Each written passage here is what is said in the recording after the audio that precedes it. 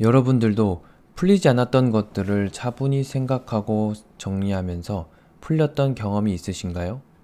오늘 본문은 그런 여러분들을 위해 준비했습니다. 넘어져 울고 있는 아이를 야단치는 부모가 의외로 많습니다. 자신의 속상함을 아이에게 푸는 경우들인데요. 아파하는 아이를 꼭 보듬어주고 얼마나 아프고 힘든지 어루만져주고 실컷 울도록 허용합니다. 흐느낌이 되어 잦아들 때까지 충분히 놔둡니다.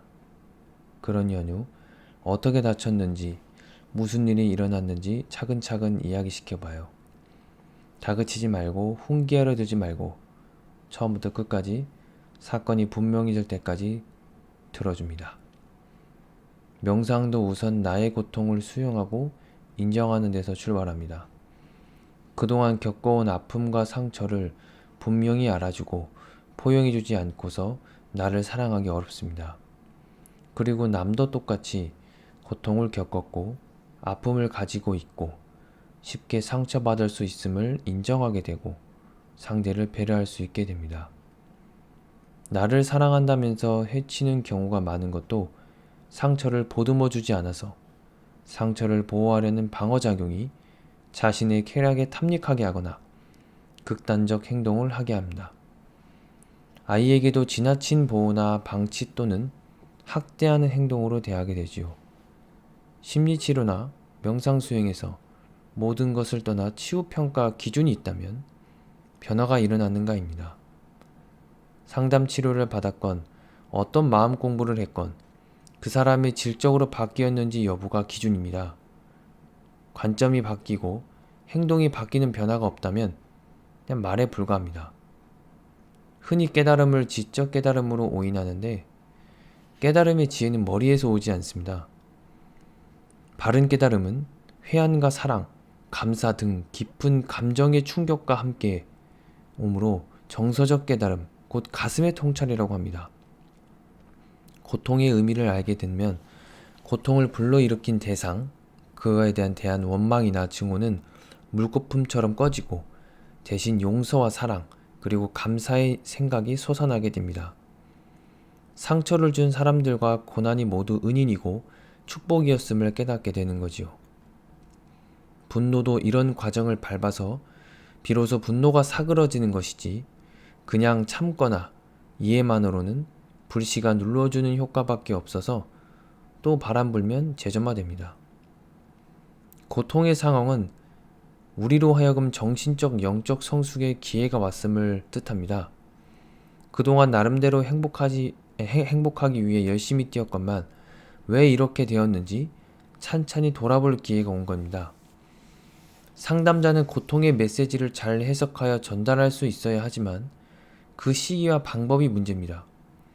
서둘러 설명했다가는 주입식 교육이 되어 깨달음 대신 지식만 늘게 되니까요. 내담자는 스스로 가지고 있는 능력을 보려하지 않고 현실에 안주하려 합니다. 이러한 내담자를 새로운 상황, 자립과 성숙으로 안내하는 길은 그를 존중하고 경청하고 그의 모든 표현을 공감적으로 수용하는 겁니다.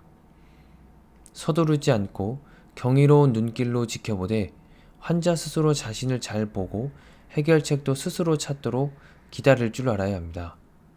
이러한 치료자의 태도를 통해 내담자는 부모나 세상에 투사했던 불만과 원망을 되돌리기 시작하며 부모도 치료자도 대신해 줄 수 있는 게 아니라는 것을 깨달으면서 스스로 채우며 나아가 마침내 통찰에 이르게 됩니다. 명상 상담에서 가슴으로 들으라는 이야기를 자주 합니다. 가슴에 귀가 있는 것처럼 가슴으로 상대방의 이야기를 들으라는 것이죠. 그것은 가슴으로 듣고 가슴으로 보고 가슴으로 이해하는 겁니다.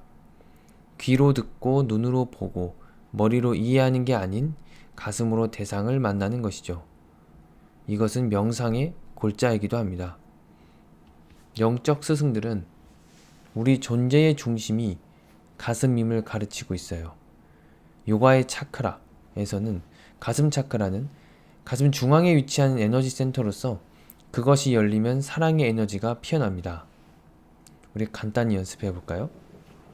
눈을 감고 호흡을 잠시 바라본 후 깊이 아끼는 사람을 한 사람 떠올려 봅니다.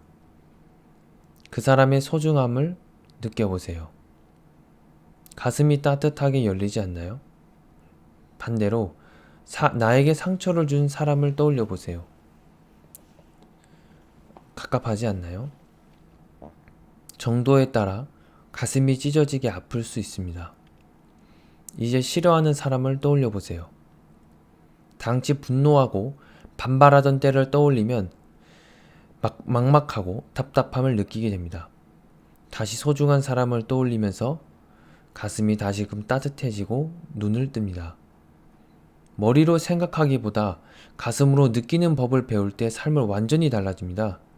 어린 시절 우리는 열린 가슴으로 온전히 살았지만 점점 생각을 닫고 머리를 굴리며 상대방의 눈치를 보고 사랑을 잃지 않으려 애쓰기 시작했어요. 가슴 아파 괴로워하는 것을 피하려고 머리를 쓰고 마음을 닫고 살기 시작하였죠. 이제 명상을 통해 자신의 가슴에 귀를 기울이고 다시금 여는 법을 알게 되면 가슴이 가장 지혜로운 스승이자 친구라는 사실을 깨닫게 될 것입니다. 마음을 열면 삶은 더 이상 생각의 대상이 아니라 경험이 되고 비로소 살만한 세상이 됩니다. 오늘 본문도 도움되셨길 바라며 지금까지 선제법사였습니다. 감사합니다.